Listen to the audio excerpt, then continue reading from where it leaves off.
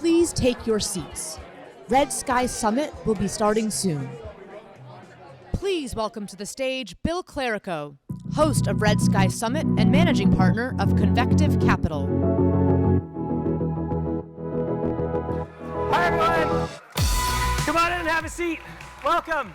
First and foremost, welcome to the Red Sky Summit.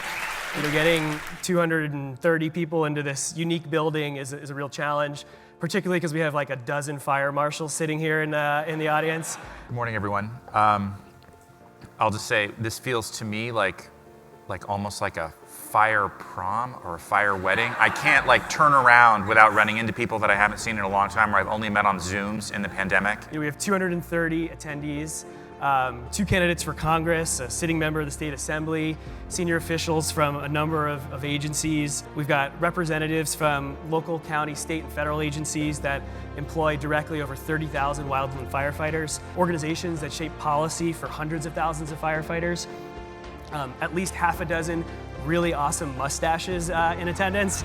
As we come together today to better prepare for and manage increasingly frequent and more catastrophic wildfires, we do so with the pain of personal experience.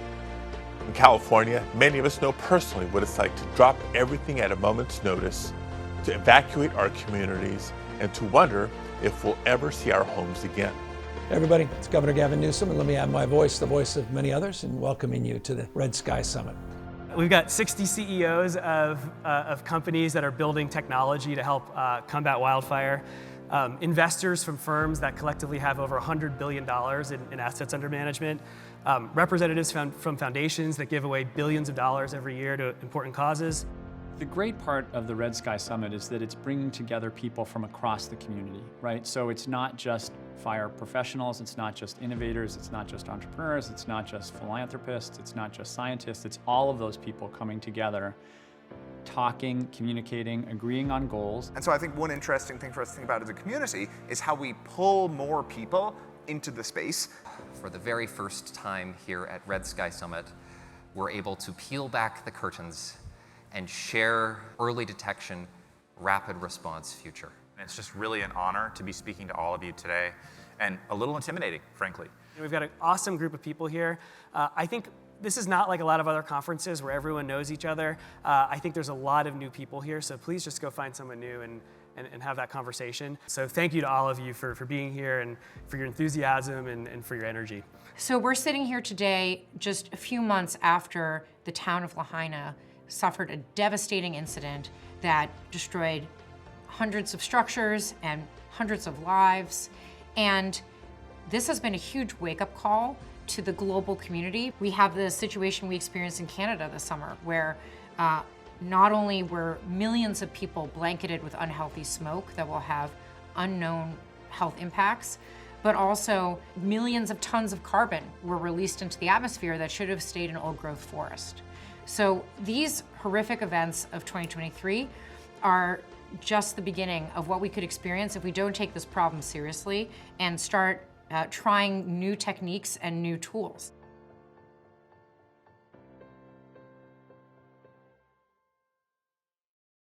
In the introduction to the Red Sky Summit, Bill Clerico said that he wanted to create a space for conversation across sectors, and I really resonate with that. I've been working in this space for a decade, and most of the people I see at conferences are the same 90 people. And at the meeting today, I didn't know 90% of the people. I don't think I've ever been, in the 46 years I've been a firefighter, in a conference or a meeting like this where you had such diversity of, again, government, investors, tech, innovation. I mean, it's going to be fascinating. Merging old and new is always hard, and merging traditional ways that the fire service has done things. Sometimes this is 160 years of tradition unimpeded by progress. That's not easy, especially when we're talking about new ways of doing things. It does feel like really separate worlds sometimes, and I think that's actually one of our biggest challenges, is bridging those gaps. And so I think people who can be those boundary spanners, people who can help translate what's really happening on the ground to people who are making and designing policies or designing programs to make investments, those are some of the things we're missing the most, because if we allow the power in our system to be distributed and disconnected, we will never get to solutions. We have to have forums like the Red Sky event to help people get together and start talking about, well, what's your actual experience? What's your reality with fire? That's the only way we'll really come up with solutions, is together by understanding these different perspectives and stopping trying to solve things from just one angle. I think if I'm being honest, I'm a little nervous to bring these two communities together, the practitioners and the technology community. You know, I think technologists can come in with some arrogance about the ability of technology, and the practitioners come in with some, you know, well-deserved skepticism about, you know, what technology can actually do in solving their sort of day job today. And so I think this is really the first time those groups have come together at this type of scale to have that conversation. I hope it's constructive and I hope it goes in the right direction, but I don't think we'll really know until we actually get out there. The last 100 years of fire suppression, and more than that, now has absolutely decimated our ecosystems, and it's the cause of the problems that we're having now with the way wildfire acts and the way we interact with wildfire. For me, as a steward of landscapes and working with community to steward prescribed fire on these landscapes and restore those relationships with land and that positive relationship with fire, the use of technology is around resetting those problems that we've created that are so far out of hand now that they're almost intractable without that use of technology. Some of the problems we've created in our ecosystems are really complex and hard to reverse or shift in a better way. And fire tech is going to be really key in being able to overcome those challenges and augmenting the workforce piece so that we can actually reach our goal of learning to live with fire in a positive way. And without a conference like the Red Sky Summit, I think it's really easy for the kind of on-the-ground workforce and the fire tech community to not talk to each other enough. And fire tech can only be as impactful as it is serving the needs of where we need to go with fire stewardship.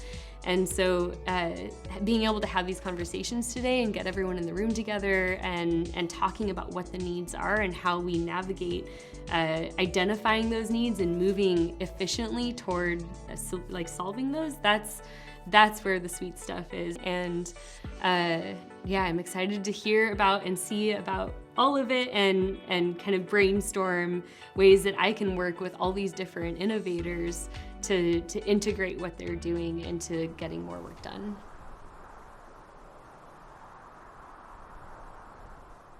We've got some pretty exciting stuff to see and to experience and to get to play with and to give feedback on.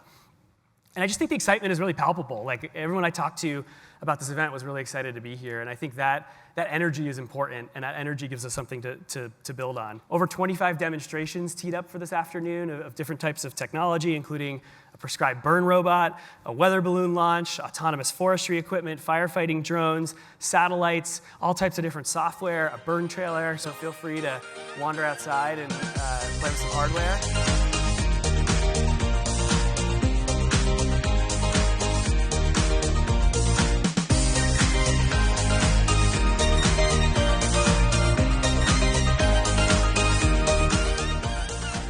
I think, you know, I've said this multiple times, and I think it rubs maybe some of my peers and others wrong, but, you know, for many years we talked about, you know, someday, you know, science, technology is going to get us to a point where, you know, we're going to have autonomous aircraft flying in the airspace. We're going to have drones. We're going to be doing all these things. Well, it's now happened. It's here now, and unfortunately, you know, we have not cut pace. When I say we, I mean the fire service. Our willingness, or maybe even the reluctance to embrace what's now available, I think is holding us back. I think firefighters in general are pretty resistant to change. I think humans are, but I think the fire service definitely is. And it's no longer a matter of someday all this capability and innovation is going to, it's here, and we need to embrace it. And I think that's been a challenge, is going to continue to be a challenge. Silicon Valley has a tendency to kind of create frivolous tech and then pretend to know that they have all the answers. So we were very wary of trying to follow that script. And the firefighter community and just fire practitioners in general, it's serious stuff. You can't go to them with beta stuff because things can break, people can die. So we approached it with a great degree of humility and a learning mindset. And actually what we've seen here is that the goals are quite unified. People know what we need to do, but what we need to do now is to figure out how we're going to achieve that. We're not done. There's still a lot of controversy about how best to take the next steps down that path. Work we're doing right now also illustrates that while California has done a lot, the rest of the West is far behind. And this is actually starting to significantly affect our ability to mitigate climate change. If you read the papers about the Inflation Reduction Act, you'll read about how folks on the side of the house that I work on energy in, we're very focused on accelerating, planning, siting, and deployment of new electric transmission in the United States. That is critical to achieving our climate goals, which ultimately is going to be critical to keeping the wildfire problem under control. All of those things are things that we have agency over. We can control them, right? We can make better land use decisions. We can make better land and forest policy making decisions. We can support the use of beneficial fire in all its forms. The problem's getting worse. We can't keep doing the same thing and expect something to be different.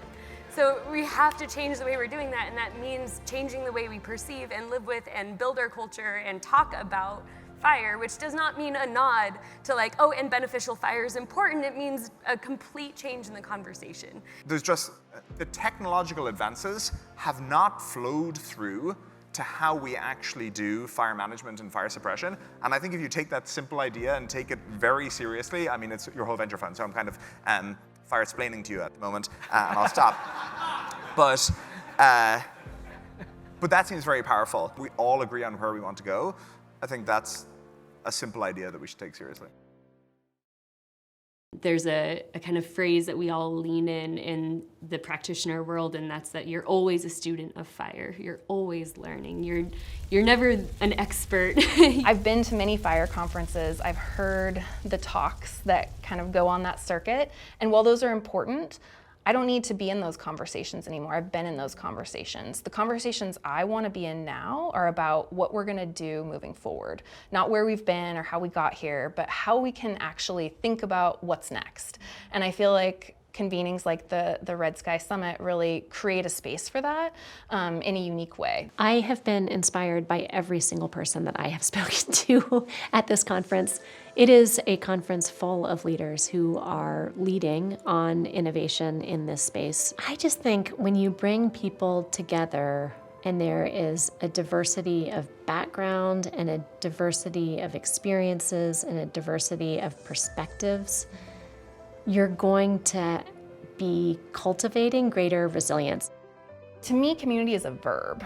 Community is an action. Community is the people that you share a place with. And so I think when we can use fire as a catalyst to create community and to understand how we together can relate to fire and landscape, you can create a really powerful and amazing opportunity to shift the trajectory we're on. I actually think the wildfire crisis is unlike other climate disasters. I don't think this is one where we gotta, surrender and say, oh, blame it on climate change. There's nothing we can do about it. No. Quite the contrary. I think this is one of those problems where, I always like to say, if we act with urgency, we act with purpose, we act with intention, this is one that we can tackle. So it's not just a bunch of tech entrepreneurs. It's not just a bunch of agencies. It's not just a bunch of policy people. It's not just a bunch of investors. It's really the collaboration, and that's really what it's going to take. This is not a problem. There is no silver bullet here. If there was a silver bullet, we would have long used it. So it's really going to require all these parties collaborating together, united in a common mission that let's make destructive wildfires